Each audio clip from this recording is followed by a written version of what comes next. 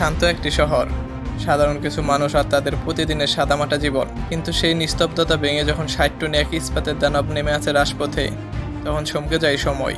এটি কি কেবল একটি ধ্বংসলীলা, নাকি বছরের পর বছর ধরে জমে থাকা অপমানের এক ভয়ঙ্কর বিস্ফোরণ? আইনের রক্ষক যখন বক্ষক হয়ে দাঁড়ায়, দুর্নীতির দেয়াল যখন একজন মানুষের খাঁচার পথ রুদ্ধ করে দেয়, তখন সেই মানুষটি হয়ে ওঠে এক জীবন্ত অভিশাপ। যে অভিশাপের নাম ছিল মার্ভিন হিমেয়ার। অন্যায়ের বিরুদ্ধে এক নিঃসঙ্গ যুদ্ধের এমন এক রহস্যময় উপাখ্যান, যা শুনলে আজও মানুষের গায়ের লোম খাড়া হয়ে যায়। কি ছিল সেই দানবীয় যন্ত্রের ভিতরে? কেন তিনি বেছে নিয়েছিলেন এই আত্মঘাতী পথ? চলুন উন্মোচন করি ইতিহাসে সেই রোমাঞ্চকর রহস্য।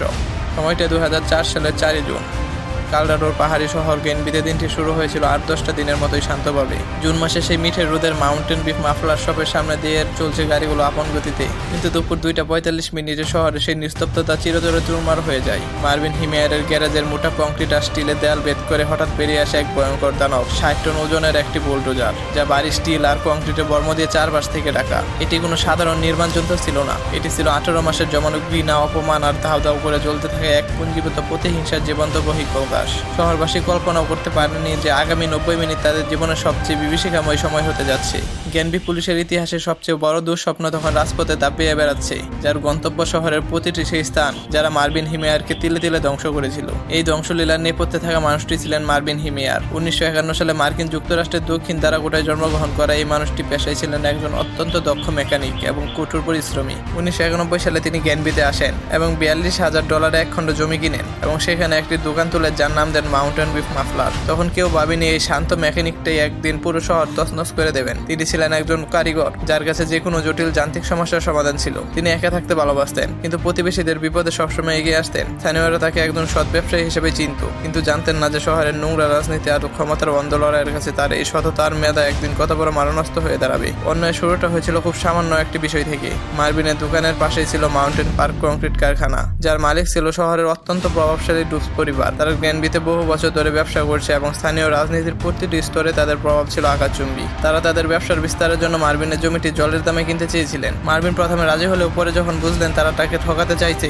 তখন তিনি জমির ন্যায্য দাম দাবি করেন। মার্ভিনের এই জেদ ডুসব পরিবারের কাছে ছিল বড় ধরনের অবমাননা। তারা বুঝতে পারে মার্ভিনকে সোজা পথে সরানো যাবে না, তাই তারা রাজনৈতিক শক্তির আশ্রয় নেয়। গ্যানবি শহরের প্রশাসন, মেয়র এবং জুইং কমিশন সবার ছিল ডুসব পরিবারের হাতের পুতুল। তারা মার্ভিনকে এক করে করা পরিকল্পনা তৈরি করলো। শহর কর্তৃপক্ষ মাউন্টেন পার্ক কংক্রিট কারখানার বিস্তারের অনুমতি দিল এমনভাবে যাতে মার্ভিনের দোকানে যাওয়ার একমাত্র রাস্তাটি চিরতরে বন্ধ হয়ে যায়। জয়েনিং কমিশনে বারবার আপিল করলেন, এমনকি মানুষের স্বাক্ষর করা পিটিশন দিলেন, কিন্তু দুর্নীতির দেওয়াল এতটাই উঁচু ছিল যে তার প্রতিটি আবেদন ডাস্টবিনে ফেলে দেওয়া হলো। প্রশাসন তাকে নাজেহাল করতে নতুন চাল চাললো। তার দোকানে শহরের মূল নর্দমা ব্যবস্থা সংযোগ ছিল না বলে তাকে বিশাল অঙ্কের জরিমানা করা হলো। অথচ সেই সংযোগ নিতে গেলে তাকে প্রভাবশালী ডুসব পরিবারের জমির উপর দিয়ে পাইপ নিতে হতো, যার অনুমতি তারা ইচ্ছা করেই দেয়নি। মার্ভিন বুঝতে পারলেন কেবল ক্ষমতাশালীদের রক্ষা করার ডাল। তার 10 বছরের অক্লান্ত পরিশ্রম আজ তিলে তিলে গড়া সাজানো ব্যবসা ধ্বংসের দ্বারপ্রান্তে। তিনি বুঝতে পারলেন আলোচনার মাধ্যমে বা শান্তির পথে এই লড়াই জেতা সম্ভব নয়। অবিচার যখন সহ্যের সব সীমা সারিয়ে গেল, মার্ভিন হিমেয়ার নিজেকে বাইরের জগৎ থেকে আলাদা করে ফেললেন। সময়টা ছিল 2003 সালের দিকে। তিনি একটি বিশাল বুলডোজার কিনেন। উদ্দেশ্য ছিল গ্যারেজে যাওয়ার বিকল্প রাস্তা তৈরি করা, কিন্তু শহর কর্তৃপক্ষ তাকে সেই অনুমতিও দেয়নি। এই চূড়ান্ত অপমান হয়েছিল মার্ভিনের জীবনের টার্নিং পয়েন্ট। তিনি তার গ্যারেজের ভিতর নিজেকে স্বেচ্ছায় বন্দী করে ফেললেন। টানা 18 মাস তিনি বাইরের জগৎ থেকে প্রায় বিচ্ছিন্ন হয়ে কাজ করলেন। তিনি তৈরি করলেন এক দানবীয় ট্যাঙ্ক, যার নাম দেওয়া হলো কিলডোজার। এই কিলডোজার নির্মাণ ছিল এক ইঞ্জিনিয়ারিং বিস্ময়। তিনি 2 স্তর স্টিলের চাদরের মাঝে 12 ইঞ্চি পুরো কংক্রিট ঢেলে এক অবদ্ধ বর্ম তৈরি করলেন। বুলডোজারের ভেতরে কোনো জ্বালানা ছিল না। মার্ভিন বাইরে 5টি অত্যন্ত শক্তিশালী ক্যামেরা এবং ভেতরে 3টি মনিটর বসালেন। ক্যামেরার লেন্সে ধুলো জমলে তা পরিষ্কার করার জন্য তিনি বিশেষ কম্প্রেসড এয়ার সিস্টেম বসিয়েছিলেন। ভেতরে তিনি কয়েকদিনের খাবার, জল আর পর্যাপ্ত অক্সিজেন মজুত করলেন। আত্মরক্ষার জন্য ছিল 50 ক্যালিবার স্নাইপার রাইফেল সহ 3টি শক্তিশালী আগ্নেয়াস্ত্র। সবশেষে তিনি একটি বিশেষ ক্রেনের সাহায্যে উপরে বিশাল বর্মটি বুলডোজারের উপর নামিয়ে আনলেন এবং ভেতর থেকে তা জ্বালাই করে নিজেকে চিরতর সিলগালা করে দিলেন। মার্ভিন জানতেন এই লোহার খাঁচা থেকে তিনি আর কোনোদিন জীবিত বের হবেন না। তিনি 5 জন ঘনিষ্ঠ বন্ধুর কাছে তার শেষ জবানবন্দি ও অডিও টেপ পাঠিয়েছিলেন, যেখানে তিনি বিস্তারিত বলছিলেন কেন একজন সাধারণ মেকানিককে দানব হতে বাধ্য করা হয়েছে। গ্যারেজের দেওয়াল গুড়িয়ে মার্ভিন যখন বের হলেন, তার প্রথম লক্ষ্য ছিল মাউন্টেন পার্ক কংক্রিট কারখানা। মাত্র কয়েক মিনিটে সেই বিশাল কারখানা, প্রশাসনিক ভবন এবং কোটি টাকার যন্ত্রপাতি তিনি ধুলোয় মিশিয়ে দিলেন। কারখানার মালিক পুটিশপ নিজেকে একটি বুলডোজার দিয়ে মার্ভিনকে থামানোর চেষ্টা করেছিলেন, কিন্তু কিলডোজার দানবীয় শক্তির সামনে তিনি খড়কুটোর মতো উড়ে গেলেন। পুলিশ ঘটনাস্থলে পৌঁছে গুলি শুরু করলো, কিন্তু কিলডোজারের কাছে সেগুলো ছিল সামান্য মশার কামড়ের মতো। মাউন্টেন পার্ক কংক্রিট কারখানা ধ্বংস করার পর মার্ভিন হিমেয়ার তার 60 টনি দানবীয় যন্ত্রটি নিয়ে শহরের মূল বাণিজ্যিক এলাকার দিকে অগ্রসর হন। তার গতিবেগ ছিল ঘন্টায় মাত্র 5 কিলোমিটার। হয়, কিন্তু সেই দৃঢ়গতিই ছিল মৃত্যুর মতো অটল। গ্যানবি পুলিশের প্রধান থেকে শুরু করে স্থানীয় শেরিফ সবাই তখন রাজপথে। তারা একের পর এক ব্যারিকেড তৈরি করলো, কিন্তু কিলডোজার সেই ব্যারিকেডগুলোকে খেলনার মতো মুড়িয়ে দিতে লাগলো। শহরে মানুষ জ্ঞানশূন্য হয়ে ছুটতে লাগলো। মার্ভিন তার মনিটরে সবকিছু দেখছিলেন। তিনি জানতেন আজ তার থামার কোনো উপায় নেই। মার্ভিন এলোপাথারি ধ্বংসলীলা চালায়নি। তার কাছে ছিল একটি হিট লিস্ট বা লক্ষ্যবস্তু, যেখানে ছিল সিটি হল, যেখানে তার পটিতে আবেদন ঘৃণা বলে প্রত্যাখ্যান করা হয়েছিল। তার লিস্টের 2 নম্বর ছিল স্কাই হাই নিউজ অফিস। স্থানীয় পত্রিকাটি মার্ভিনের বিরুদ্ধে একের পর এক সংবাদ লিখছিল এবং তাকে লোভী ও শহরের শত্রু হিসেবে তুলে ধরছিল। এরপরে ছিল সাবেক মেয়রের বাড়ি। এরপর তিনি সেই সব ব্যক্তির ব্যক্তিগত সম্পত্তিতে আঘাত হানেন যারা সরাসরি তার জীবনে ধ্বংসের পেছনে জড়িত ছিল। একের পর এক ভবন ধুলোয় মিশে যাচ্ছিল, আর পুলিশ ছিল সম্পূর্ণ নিরুপায়। এসব ধ্বংসলীলা চালাতে চালাতে ততক্ষণে কালরাডো স্টেট সোয়াট টিম গ্যানবিতে পৌঁছে গেছে। তারা বুলডোজারের উপর আরোহণ করার চেষ্টা করে। একজন অফিসার বুলডোজারের বর্মের একটি ছিদ্র দিয়ে ভেতরে টিয়ার গ্যাস বা কাঁদুনি গ্যাস স্প্রে করার চেষ্টা করেন, কিন্তু মার্ভিন আগে থেকে আর সুরক্ষা ব্যবস্থা করে রেখেছিল। সোয়াট টিমের স্নাইপাররা ক্যামেরার লেন্সে গুলি করার চেষ্টা করে, কিন্তু লেন্সগুলো ছিল বুলেট প্রুফ ও পলিকার্বনেটের তৈরি। পুলিশ তখন মরিয়া হয়ে বুলডোজারের একজস্ট পাইপে গ্রেনেড ছুঁড়ে মারে। বিকট শব্দে বিস্ফোরণ হলেও মার্ভিনের যন্ত্রটি থামে নেই।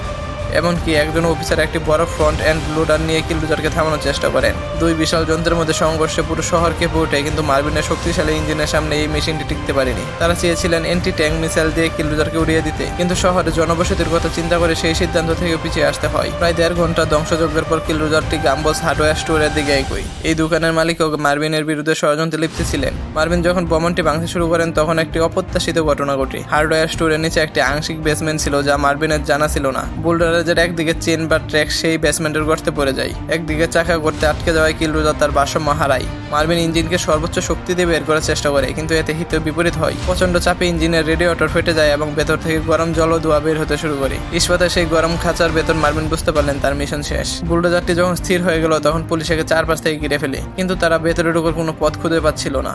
চারপাশ থেকে তখন কেবল রেডিয়েটরে হিসির শব্দ আসছিল। হঠাৎ বর্মের ভেতর থেকে একটি চাপা গুলির শব্দ পাওয়া যায়। মার্ভিন হিমিয়ার পুলিশের হাতে ধরা দেওয়ার চেয়ে নিজের জীবন শেষ করে দেওয়াকে স্নেহ মনে করেছিলেন। পুলিশকে সেই অদম্য বর্ম কাটতে হীরা বসানো করাত ব্যবহার করতে হয়েছিল। প্রায় 12 ঘন্টা নিরন্তর চেষ্টা পর তারা মার্ভিনের নিথের দেহটি বের করে আনতে সক্ষম হয়। তল্লাশিতে দেখা যায় মার্ভিন তার সাথে পর্যাপ্ত রসদ নিয়েছিলেন যাতে তিনি কয়েকদিন লড়াই চালিয়ে যেতে পারেন। মার্ভিন আত্মহত্যার আগে কয়েক ঘন্টা ব্যক্তির অডিও রেখে গিয়েছিলেন। সেখানে তার কণ্ঠ ছিল শান্ত আর দৃঢ়। তিনি জানিয়েছিলেন, আমি সবসময় একজন ভালো মানুষ হতে চেয়েছিলাম। আমি চেয়েছিলাম এই শহরে শান্তি নিয়ে থাকতে, কিন্তু তোমরা আমার শান্তি কেড়ে নিয়েছো। তোমরা আমাকে ঘৃণা করতে শিখিয়েছো। আজ যা ঘটেছে তার জন্য দায়ী আমি নই, বরং তোমাদের এই সিস্টেম। ঈশ্বর আমাকে এই ত্যাগ স্বীকার করার জন্য বেছে নিয়েছেন। মার্ভিন হিমেয়ার ধ্বংসলীলার গ্যানবি শহরের প্রায় $7 মিলিয়ন ক্ষতি হয়েছিল। 13টি ভবন ধ্বংস হয়েছিল, কিন্তু মার্ভিন ছাড়া আর একটি প্রাণও জড়েনি। এটি কি অলৌকিক ছিল, নাকি মার্ভিন সচেতনভাবে রক্তপাত এড়াতে চেয়েছিলেন তা আজও অজানা। আজও ইন্টারনেটে মার্ভিন হিমেয়ারকে নিয়ে বিতর্ক থামেনি।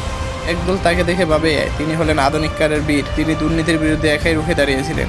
অন্য দল তাকে দেখে বিপজ্জনক সন্ত্রাসী হিসাবে ভাবে। তবে এটি একটি বিষয় পরিষ্কার, গ্যানবি শহরের সেই বিকেলে মার্ভিন হিমেয়ার প্রমাণ করে দিয়েছিলেন যে দেওয়ালে পিঠ থেকে গেলে একজন মানুষ কতটা ভয়ঙ্কর হয়ে উঠতে পারে।